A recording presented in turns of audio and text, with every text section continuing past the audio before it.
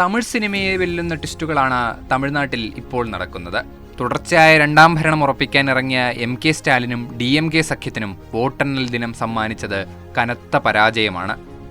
ചെന്നൈയിലെ തന്റെ ഉറച്ച കോട്ടയായ കൊളത്തൂരിൽ പോലും മുഖ്യമന്ത്രിക്ക് അടിതെറ്റിയപ്പോൾ ദ്രാവിഡ രാഷ്ട്രീയത്തിന്റെ ഗതി മാറുകയാണ്. സ്റ്റാലിന് അടിതെറ്റിയതെവിടെ? മുഖ്യമന്ത്രി MK സ്റ്റാലിൻ മത്സരിച്ച കൊളത്തൂർ മണ്ഡലത്തിൽ TVK സ്ഥാനാർത്ഥിയോട് അദ്ദേഹം പരാജയപ്പെട്ടത് DMK ക്യാമ്പിനെ ഞെട്ടിച്ചു. ഏകദേശം 5000-ഓളം വോട്ടുകൾക്കാണ് അദ്ദേഹം പിന്നിലായത്. ഉദയനിധി സ്റ്റാലിനെ ഉപമുഖ്യമന്ത്രിയാക്കിയതും ഭരണത്തിൽ കുടുംബത്തിന് അമിതമായ ഇടപെടലുകളും വോട്ടർമാർക്കിടയിൽ വലിയ പ്രതിഷേധമുണ്ടാക്കി. അഴിമതി ആരോപണങ്ങളും മണൽ മാഫിയ ബന്ധങ്ങളും സർക്കാരിന്റെ പ്രതിച്ഛായ ഇടിച്ചു.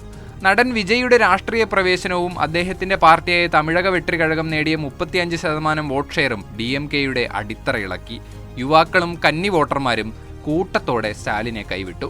DMKയുടെ എക്കാലത്തെയും കരുത്തായ ചെന്നൈ നഗരത്തിലെ 16 സീറ്റുകൾ ഭൂരിഭാഗവും TVKയും AADMKയും പങ്കിട്ടെടുത്തു എന്നതും DMKയുടെ തോൽവിക്ക് ആക്കം കൂട്ടി. സ്വന്തം മണ്ഡലത്തിൽ സ്റ്റാലിൻ പരാജയപ്പെട്ടതോടെ തമിഴ് മക്കൾ ദ്രാവിഡ രാഷ്ട്രീയത്തിൽ നിന്ന് അകലാൻ തുടങ്ങുന്നു എന്ന് വേണം കരുതാൻ.